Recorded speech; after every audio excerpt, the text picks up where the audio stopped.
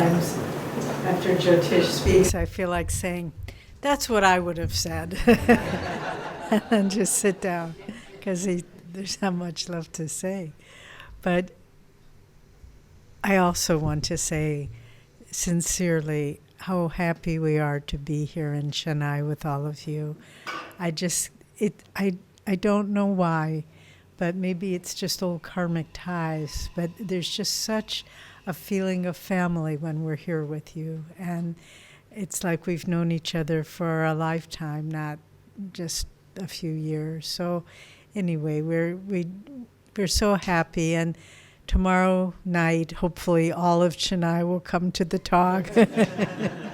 But as it says in the song, let it come who will, but if they all turn home.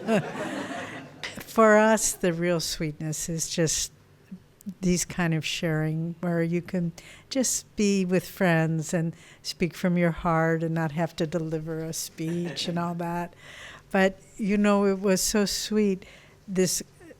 I'll talk about other things, but Jyotish just reminded me about this couple that we just had a few minutes with on the bus when we were going from the terminal to get on the plane. And he was actually a professor. He was a Jain, but he goes all over now. He was an older gentleman, and his wife was in a wheelchair traveling with him. And but he speaks about world peace and the importance of all religions appreciating each other. And then he reminded me of a story which I had heard some time ago, but it's such a wonderful story, true story of this older couple in America, very, very poorly dressed. They went to Harvard University, one of the most prestigious universities in the world, I suppose.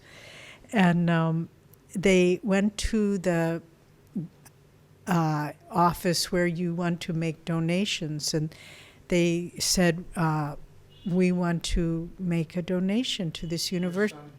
Their son had died in the war. That's right. Their son had died in the war, and they wanted to make a contribution in his name. And they wanted to speak to the president of the university. And they kind of put them off, and he's a very busy man, and because they didn't respect them. They didn't think they really had much to give. This is what the man on the bus was telling me this story, and. But they were persistent, and they just said, we'll wait here. So they waited all day long. And finally, they were still sitting there, and the president said, okay, come in, and I'll see you now, but I don't have much time. And they said, we wanted to build a building in our son's name who had passed away, and how much would that cost? And the man said, oh, you could never afford it. It's way beyond your means.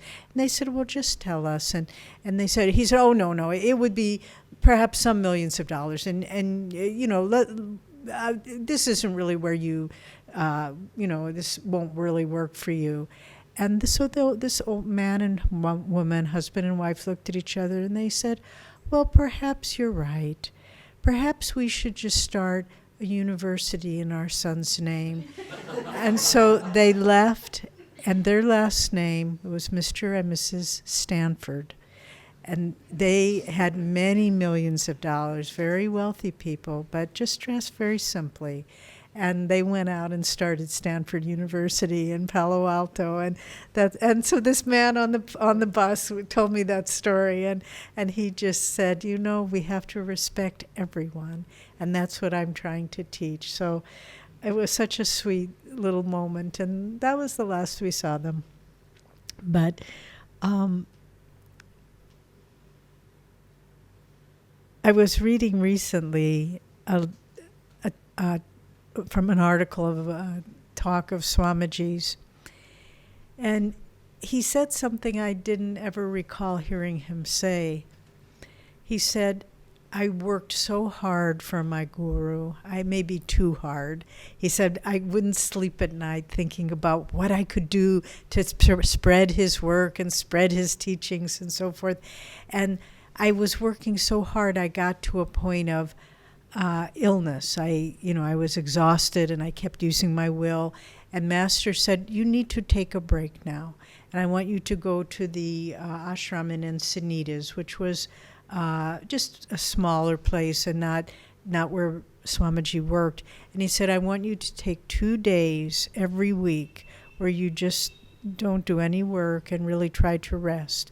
And Swami said he took those 2 days and he tried throughout those days just not think about work at all, but just to think about God. Think about God all day long, whatever he was doing. And Swami said, Master, in spite of all the work that Swamiji did in service, Master never praised him or spoke much about that. But those 2 days when he wasn't doing anything, he was just thinking about God, Master said to him, you are doing wonderfully now. And Swami understood that that's what pleased him. And I remember in our own life, even though Swami had, that drive to serve is really what built Ananda. But with all of us, the times where he felt we were making a deep spiritual effort, that's when you felt his blessings especially. I remember so many years ago, I was trying to take every morning and do several hours of meditation before I would leave. I was living, for those of you who have been to Ananda Village, up at the meditation retreat, which is a very simple ashram, no electricity, no running water, very simple. I mean, there were pipes and a well, but you had to go get the water. And I was living in a little trailer about as big as the kitchen here, by myself. But I would meditate every morning and evening for a number of hours. And then one morning I had been meditating and I really had felt Master's presence. And I was coming up then to the dining area for breakfast. And Swamiji was standing. I saw him in the distance and his back was to me. And he was talking to 2 or 3 men and they were pointing up to the water tower. And, they were talking about some business thing about, I think the water tower was leaking or something. But Swami's back was to me. And just as I started approaching, I just saw, and I didn't want to interrupt him. I didn't, they were doing some business. But he turned around, and he was about as far away from me as the far wall to this far wall. And he just left the conversation, and he came right up to me, and he took my hands, and he looked me in the eye, and he just said, very good. And he could feel that, even though he was engaged with some other activity, he could feel that I was really trying to make a spiritual effort. And that's what he tried to draw out of us the most. Yes, he had us doing many activities and doing things we never thought we could do. And again, that's the beauty of community. I remember we have these work days, Seva days. I know you have those here too. But once or twice a year at Ananda Village, where the whole community, hundreds of people would come together and we would just, many work crews would go out throughout the community, clearing underbrush or taking away, we called it tamas control, taking away old machinery or whatever it was, and then the women would be making food for the meal, and then some of the women would go around on little carts and bring little snacks to the people, and it's a very, very fun day. But this one particular day, we'd been planning it for weeks and weeks, and at this time we were building the expanding light retreat facilities. It wasn't finished yet, and the roof wasn't shingled yet. It was up, but we had to put the covering on it so it would be waterproof. And there was one young man living with us at the time in the ashram, and he had had cancer as a young boy, and they had to remove one of his legs, so he had an artificial leg from the hip. And so, he didn't have real good balance because he couldn't feel that leg. And the job that he signed up for was on the roof, putting the shingles. And that would be hard enough, but the day of the work of the Seva Day came, we called it Rajasi Day because Rajasi, was Master's disciple and was able to accomplish a great deal. It was pouring rain. It was pouring rain, and everyone said, "Oh!" But we came out there and we had little raincoats on, and we said, "No, we're going to do it anyway." And this fellow, his name was John. He was up there on the roof, slippery, all day long, hammering on the shingles. And I saw him at one point, and he said, there's no way without God's grace that I can be doing this, because I would have fallen off long ago. But he said, I'm just so filled with that kind of joy that the community creates. So, and that's another thing about community, is you'll find yourself doing things that you didn't think you would ever do. I mean, beautiful things. And Jyotish was saying that he's not going to say when you'll have a community, but it will happen. I think many of you will be sharing Master's teachings later in your life as acharyas and perhaps even kriya acharyas. I mean, this is the natural progression, truly. And so, you can think maybe now, who, me? How could I get in front and teach somebody how to meditate or help them with their kriya practice? But God will use you. He will use all of you. And I think that's part of the reason we love coming here, is we can feel your selflessness and just the thought, well, if God needs me, then I'll do that. Maybe I don't feel competent or capable or spiritually worthy. But to tell you a little secret, none of us do. Jyotish was saying that, what expression did you use? He said, we're all just placebos. So we're substitutes for Master and Swamiji. But if it helps you, then we're happy. So, but really for all of you, it's the nature of God's presence within us to want to share. And the more you feel that presence within you, the more you'll want to share it in many different ways. So I would just really encourage you all to ask God, how can I serve you? How do you want to use my life? What can I do to help bring more of your light into the world? And then try to feel his answer. And I think that our good friends Dharmarajan and Dharmini, they're wonderful examples of, and I know you all know this, of just selfless giving, not thinking of what's convenient, not thinking of what do I want or do I need time off, but just keeping giving. And I think the group here in Chennai and all of you, and there are others who are involved that couldn't come today, but I think you all will really make a difference and really begin making the presence of Babaji and Master and our great line of gurus more and more accessible to people. And, it's so beautiful in America to see, because America it's a wonderful country. And one is very fortunate to be born in America. But at the same time, there's something that India has that we miss very deeply when we go back. And that's just a closeness to spirit, a closeness to God. And there isn't like a protective wall around the ego. That's when we look at all your eyes, when I was watching you sing, I thought they're like little children. They're so open. They're so utterly open, and I don't want to embarrass Rajesh, but you were just like a little boy, and I could see Dharmini was saying smile, but you didn't know how to concentrate on the music and smile at the same time. So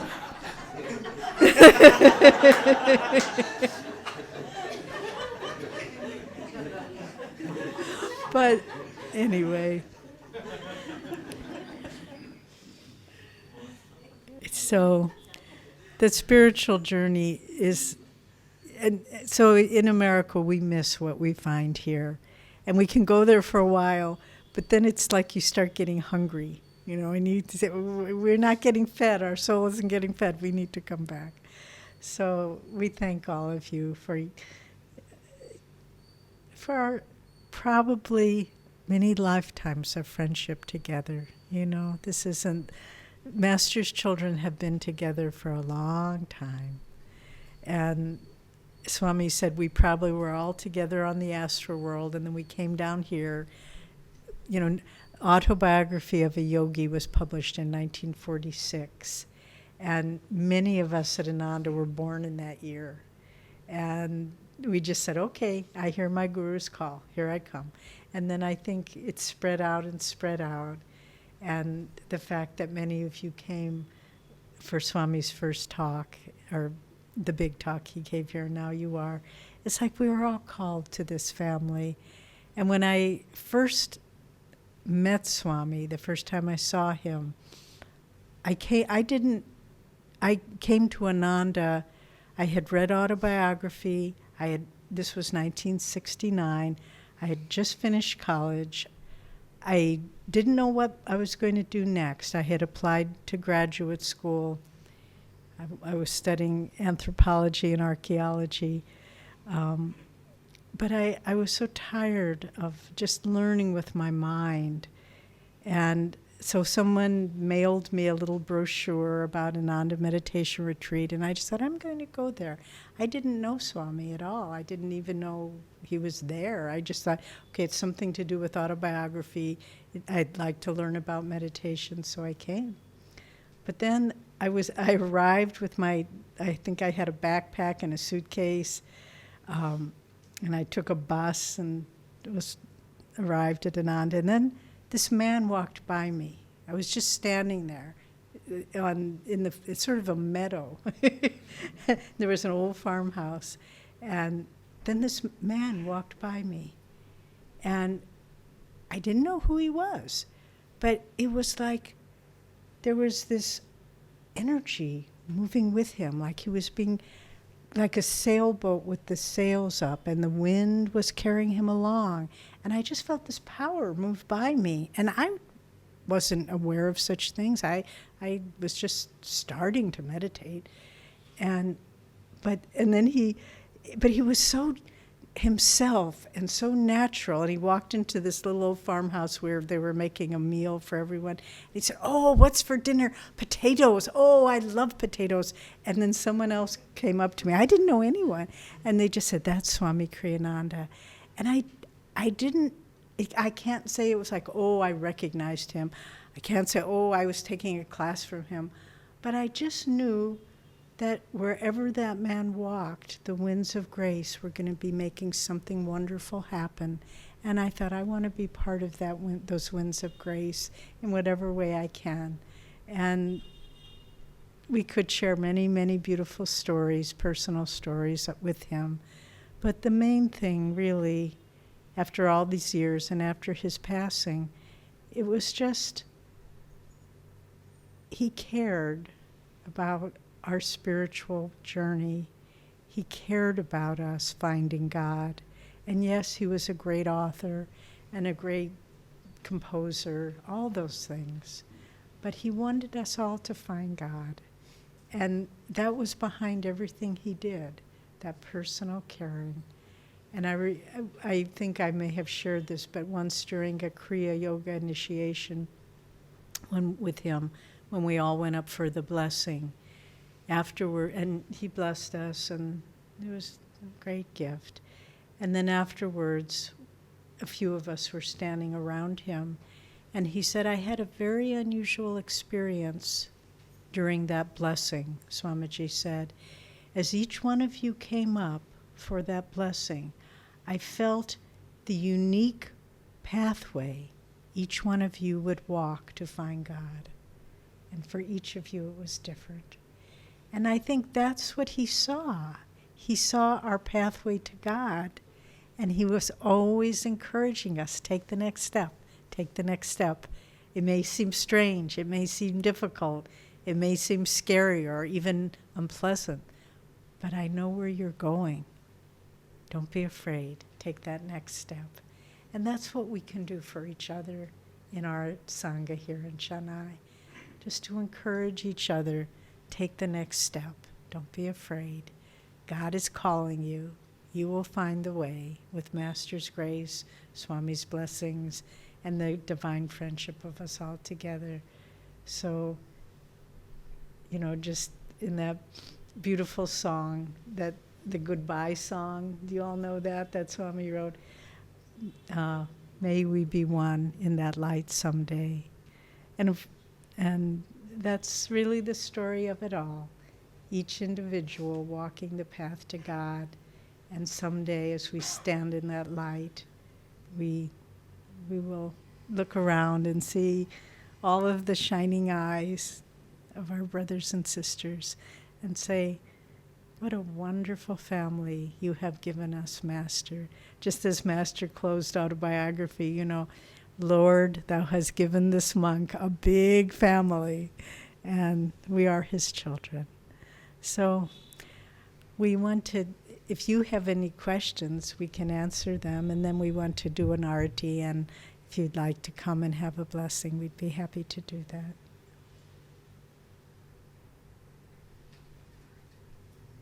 You have to stand up too for questions. I was waiting for the first question.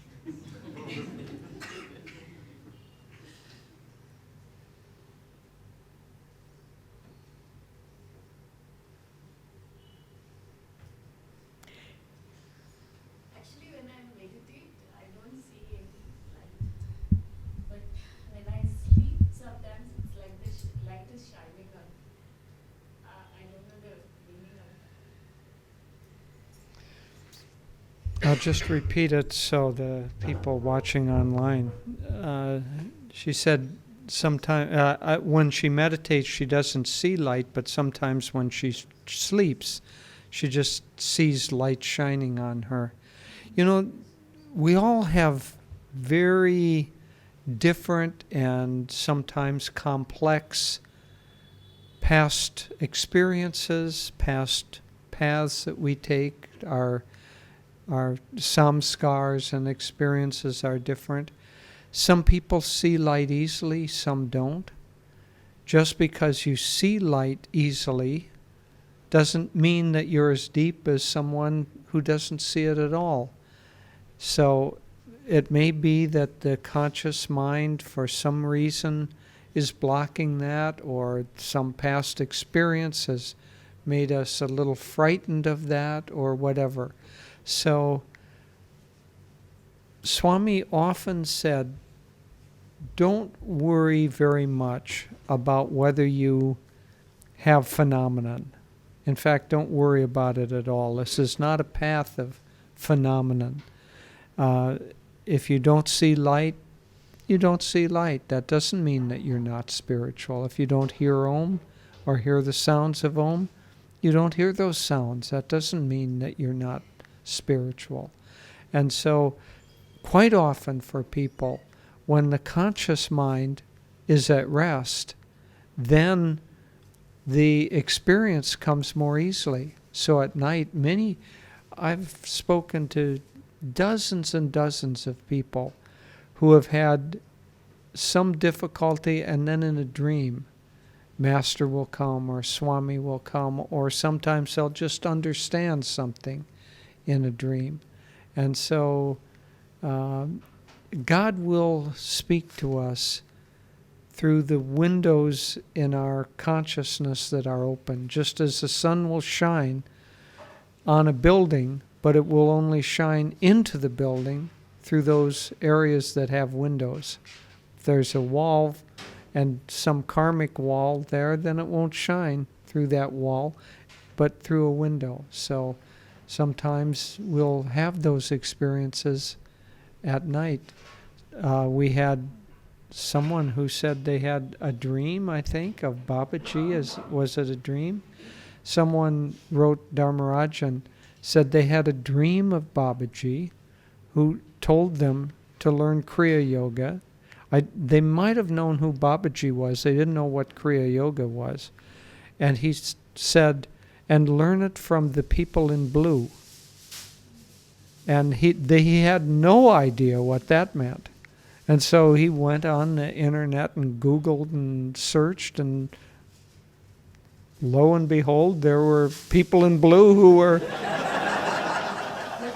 following Babaji. And so he connected here. But God speaks to us however he can get our attention. Speaking of getting guidance in dreams, perhaps you'd like to share that story you told me today of that dream, that superconscious dream. Oh, okay.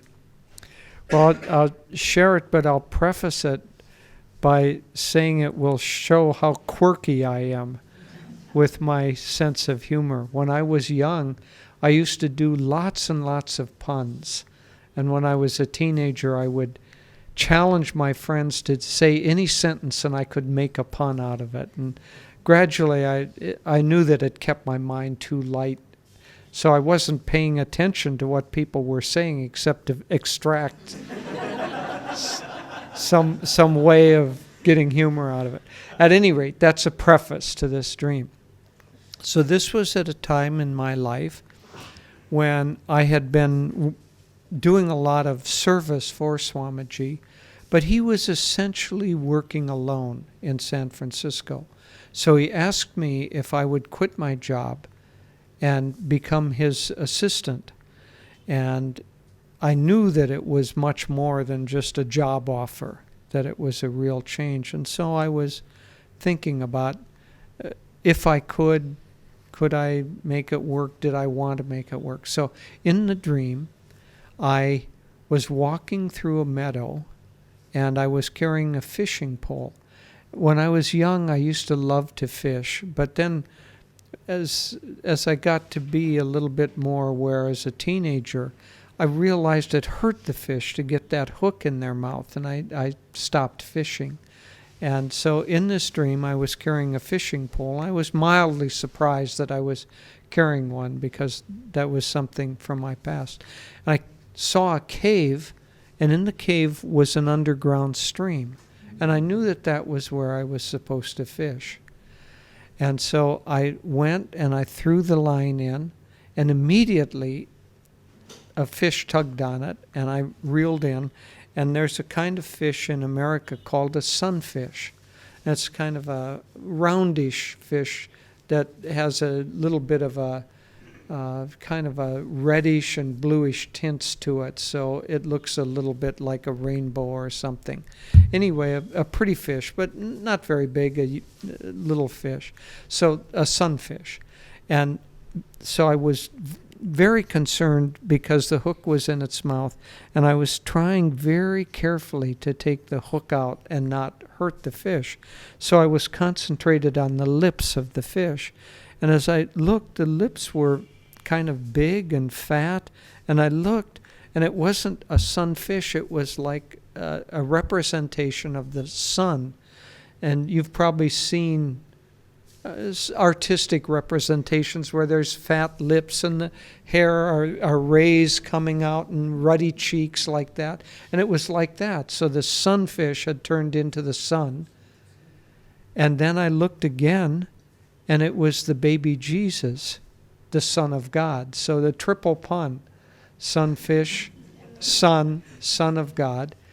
But the baby Jesus looked into my eyes and said, "You will never know what it feels like to be a fish by sitting at the side of the stream." Turned back into a fish and flopped out and back into the water and swam away.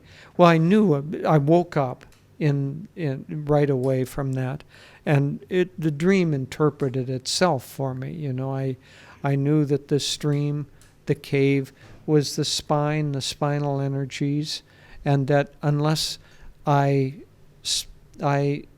committed myself to living in that spinal stream, I would never know. So in this case, unless I committed myself to a life of trying to achieve self-realization of being a yogi, I could never know by being on the sideline what that was really like.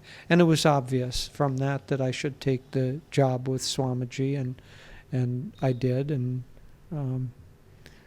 I've been on swimming in that stream ever since, not regretting a moment of doing it. But so that was a dream that came to me. And so often dreams can be very significant, and they come when the soul is open, but the mind is not yet ready to receive something, so the information will come in that way. One more question, then we do the art. We are told that God builds in our hearts, but we are told to concentrate on the present. So what is the link or significance of that? It's always been. Okay. Repeat. Yeah, what is your name? Gayatri. Okay, Gayatri asks, we're told to concentrate at the spiritual eye, the Kutastha, but then we feel this is also the center of where we feel energy, where we feel love. So what is the link? Well, you know, the chakras each represents a different energy, and the heart is actually the pivotal chakra, because it's from there that our energy can either go outward and downward in emotions and reactions and likes and dislikes, or if we are able to turn that energy of the heart upward and inward, those two, upward and inward, in the inner spinal channels, then that infuses our meditation and our concentration here with great energy and great devotion and depth. And so this state of super consciousness or God consciousness is really when the heart and the spiritual eye are united. So all of that energy that goes out into, because the heart is the center of feeling, and it's that center that traps us into the world of Maya. And so by internalizing that energy and uplifting it, then we fill the spiritual eye with power and energy. And then Master said, someone asked him, well, I thought the liberation happens at the 1,000-petaled lotus. And he said, well, but first we concentrate here. When this center is fully opened, a subtle channel opens, and then the consciousness automatically goes to the 1,000-petaled lotus. But our Swamiji would say that every night before you go to sleep, visualize your heart as though it were a golden ball, and think of all the little threads of attachments and positive and negative feelings and likes and dislikes and reactions, and try mentally just to cut all those strings from the golden globe of your heart so that it's free to have that energy be directed inward and upward. But it's a very important question, and even when we love other people that we're close to, of course our heart is involved. But it's a good practice, even with close friends, relatives, children, parents, still to feel the heart and the heart. It's not mind; it's the point of intuitive divine perception. That the love is coming to them from a higher point, and then it's not that you become aloof or cold, but you bless them, and that's more powerful than just emotional human love.